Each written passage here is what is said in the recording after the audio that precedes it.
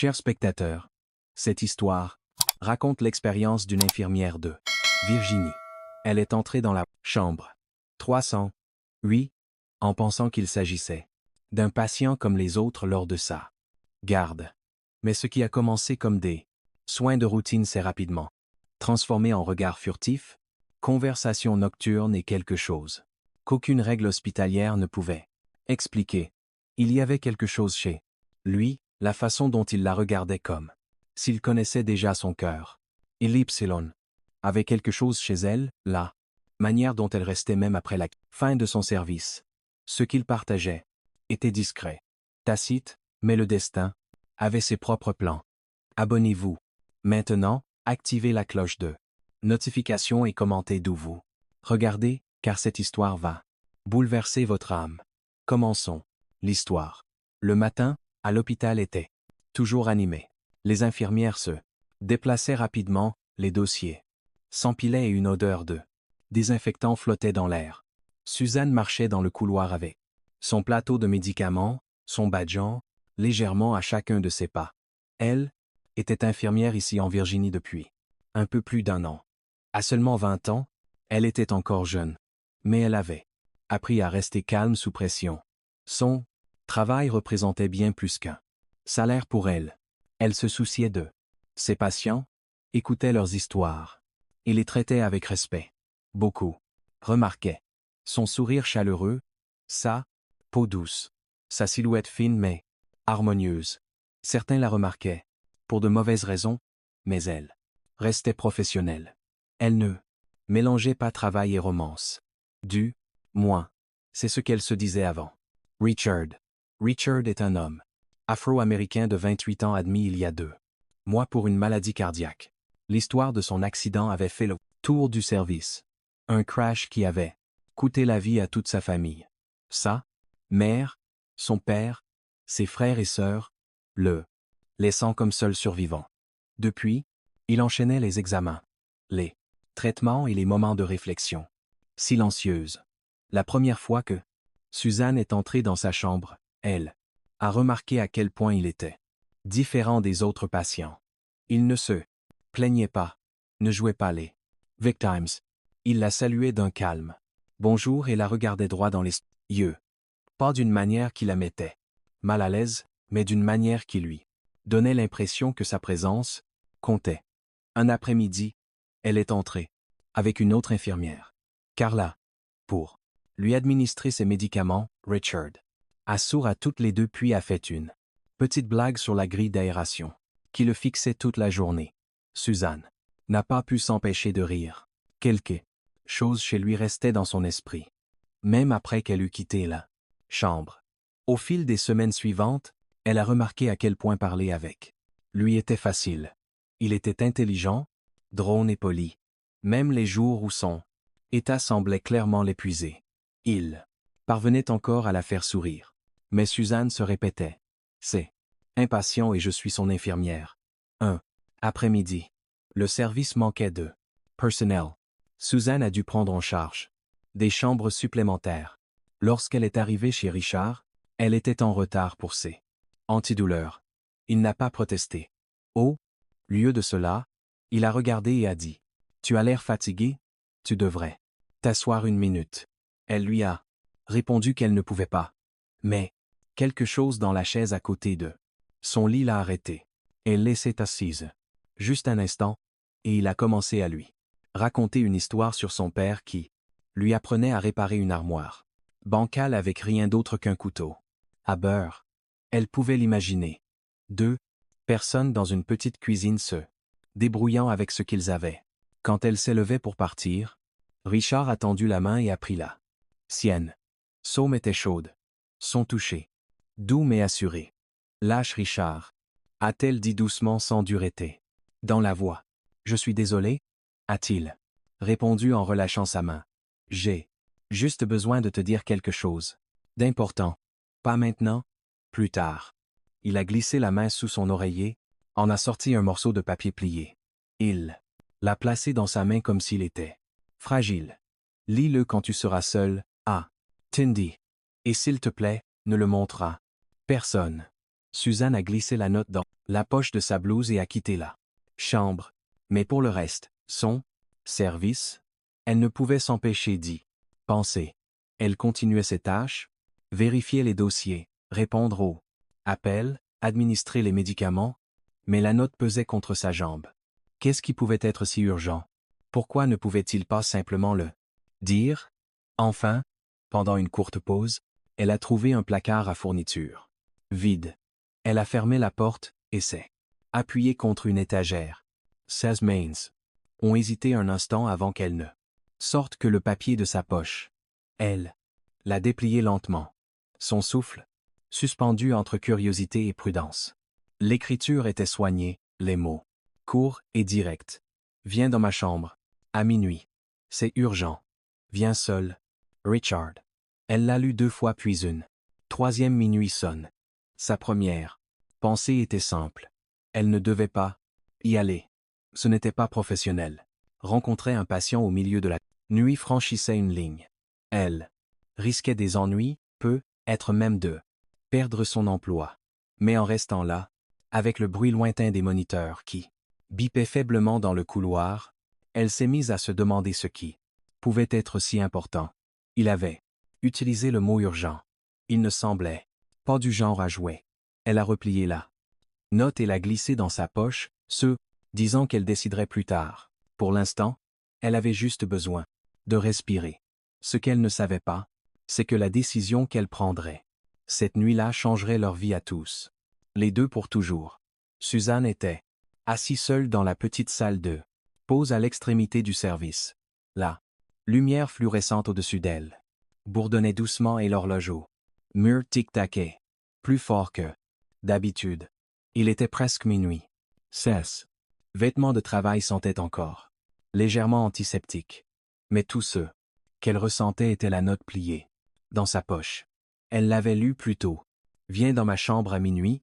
C'est urgent. Viens seul. Ces quelques mots pesaient sur sa poitrine comme une pierre toute la soirée. Elle se répétait de ne pas y aller. Ce n'était pas professionnel. Si quelqu'un la voyait, non, ça n'en vit pas la peine.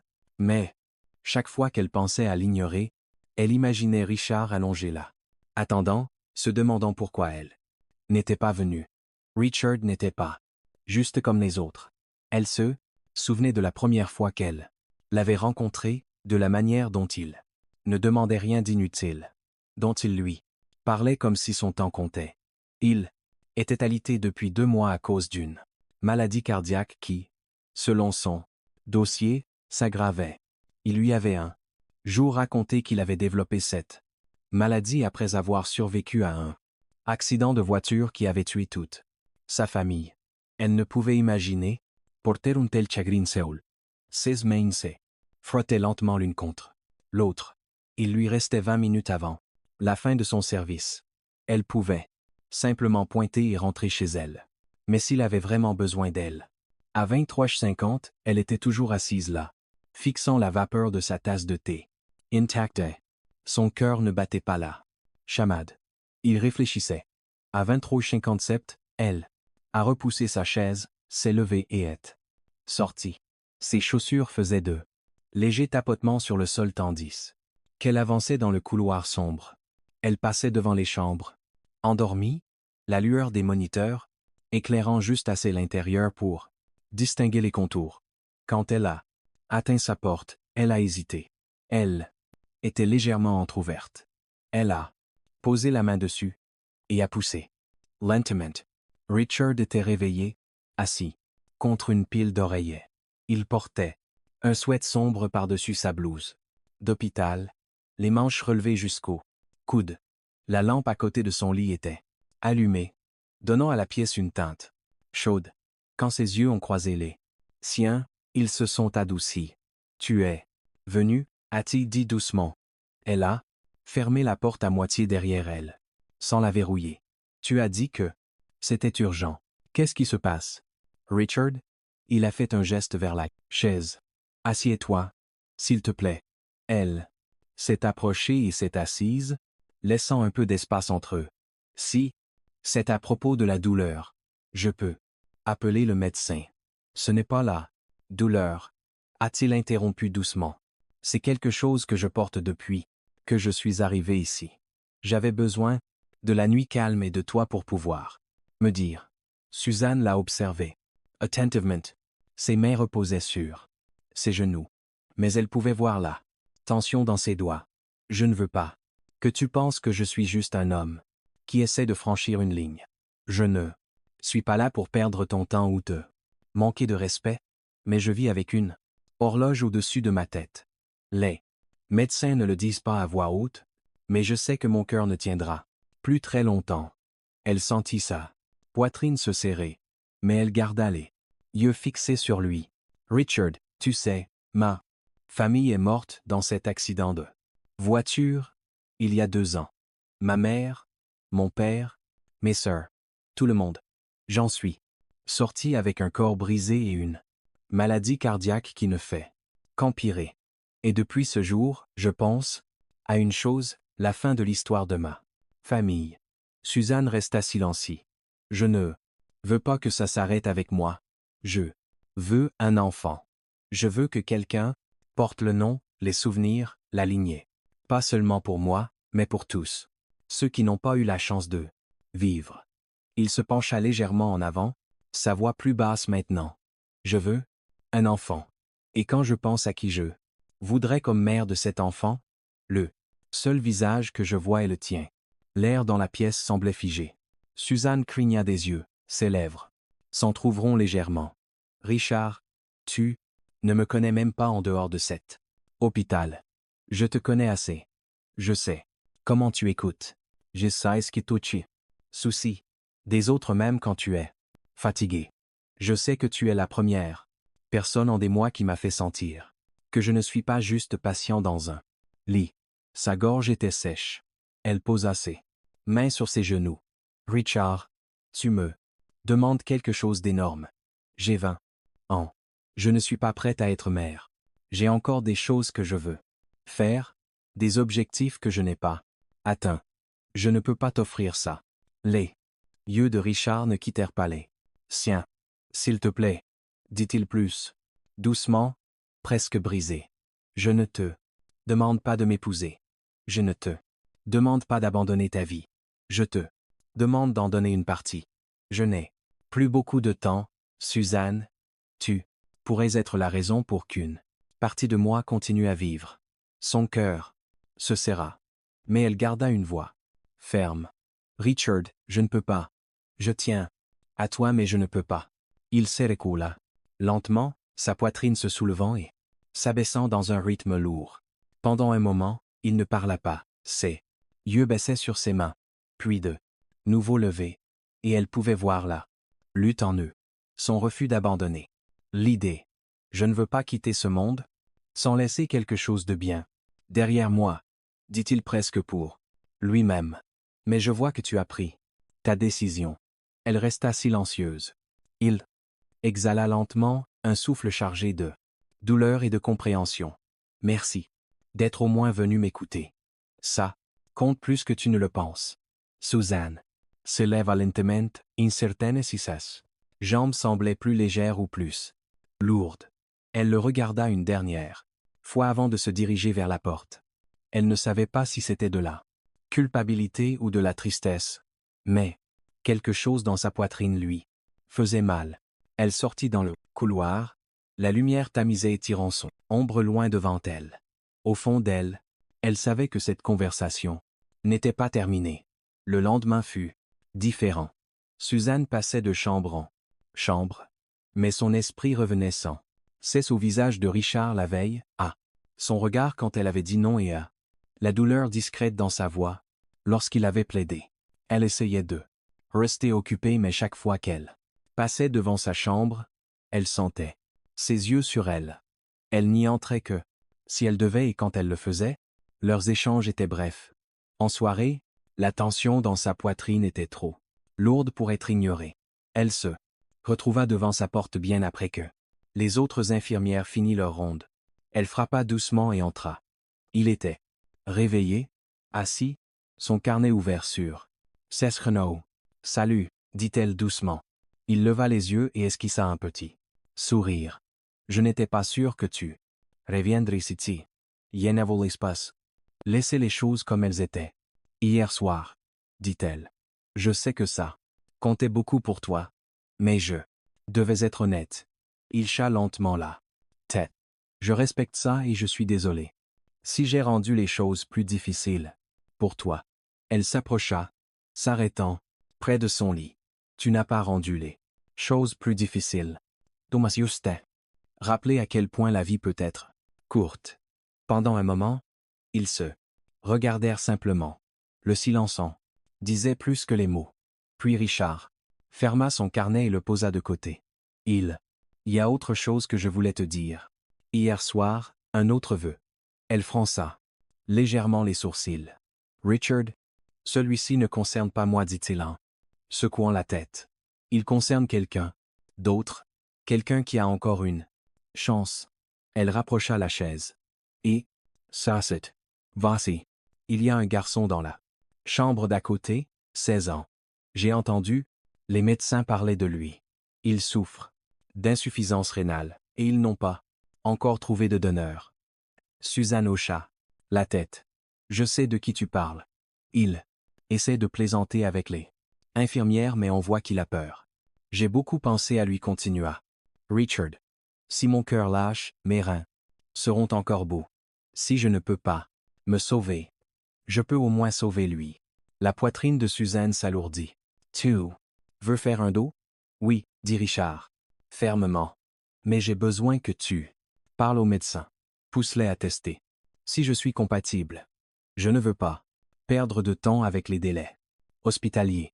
Si je pars, je veux qu'une partie de moi permette à quelqu'un d'autre de vivre.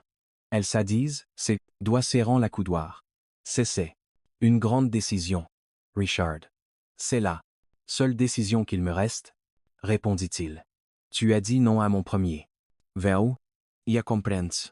Mais celui-ci, s'il te plaît, ne dis pas non à celui-ci. Suzanne déglutit difficilement. Tu sais qu'il y a un processus, n'est-ce pas? Des règles, des approbations, des formulaires de consentement. Je sais, dit-il, ses yeux fixés sur les siens. C'est pourquoi je te le demande. Tu te soucies des autres. Tu ne laisseras pas ça se perdre dans la paper race. Elle ne répondit pas tout de suite. Elle pensa au visage du garçon pâle sous les lumières de l'hôpital. Elle pensa à la voix de Richard la veille, mêlée d'espoir et de désespoir. Enfin, elle dit « Je ne peux pas promettre ce que l'hôpital décidera, mais je promets que je leur parlerai. Je vais essayer. » Ses épaules se détendirent légèrement. C'est tout ce que je demande. Ils restèrent assis là quelques instants, sans détourner le regard. Puis Richard tendit la main vers la sienne. Son toucher était chaud, stable. Merci, dit-il doucement, de m'avoir écouté. De ne pas être simplement éloigné. Elle ne retira pas sa main. De rien.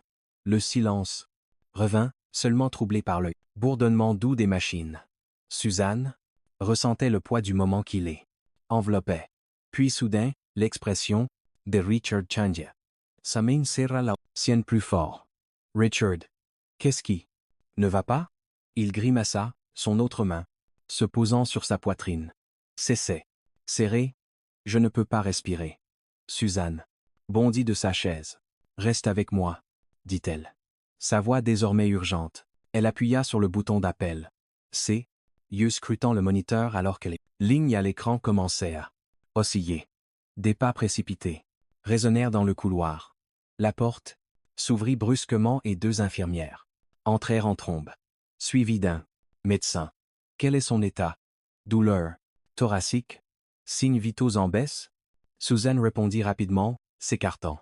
Alors qu'ils intervenaient. Apportez le chariot de réanimation, cria une infirmière. Les yeux de Richard trouvèrent les siens à travers le chaos. Ses lèvres bougèrent, luttant pour former des mots. Elle se pencha près de lui pour qu'il n'aille pas à forcer. S'il te plaît, murmura-t-il. N'oublie pas. Je n'oublierai pas, répondit-elle fermement. La voix brisait. Le médecin lança des chiffres. Les infirmières travaillaient vite et Suzanne resta à l'écart de la pièce. Son cœur douloureux d'une manière qu'elle ne pouvaient décrire. Ils attachèrent des électrodes sur sa poitrine. Dégagé. Le choc fit tressaillir son corps. Le moniteur vacilla puis se stabilisa un instant avant de redescendre. Rechargé, dégagé, Suzanne plaqua sa main sur sa bouche, se forçant à ne pas pleurer. Elle devait rester calme, même si la pièce semblait se refermer sur elle. Les minutes passèrent. L'équipe ne s'arrêta pas. Suzanne ne pouvait qu'observer. Elle pensa à son premier vœu, à son second, à sa vie avant l'accident, à la famille qu'il avait perdue, au garçon dans la chambre d'à côté et à la fragilité de cet instant. Le moniteur bipa régulièrement à nouveau, mais les lignes étaient faibles. On a un rythme, dit le médecin. Transérons-le en soins intensifs. Ils commencèrent à le déplacer, les machines roulant à côté. Suzanne les suivit jusqu'à la porte puis s'arrêta dans le couloir alors qu'il l'emmenait. Ses mains tremblaient. Elle s'appuya contre le mur, essayant de calmer sa respiration.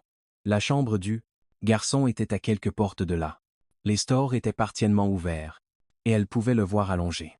Les yeux fermés, un tube d'oxygène sous le nez. Susan tourna la tête vers la direction où ils avaient emmené Richard. Elle entendait encore le faible grincement des roues du lit s'éloigner. Dans le couloir, elle pressa ses paumes, l'une contre l'autre. Une prière, silencieuse se formant dans son esprit. Mais à cet instant, une voix retentit. Dans l'interphone de l'hôpital. Urgente, tranchante. Code bleu, soins intensifs, code bleu. Les yeux de Suzanne s'écarquillèrent. Elle ne bougea pas. Tout de suite. Puis elle s'écarta du mur. Et se mit à marcher rapidement vers les soins intensifs, ne sachant pas qu'elle allait voir. Ce qui se passa. Ensuite laissa tout le monde sous le choc. Chers spectateurs, le dernier chapitre est presque là. La deuxième partie révélera tout ce que vous attendez.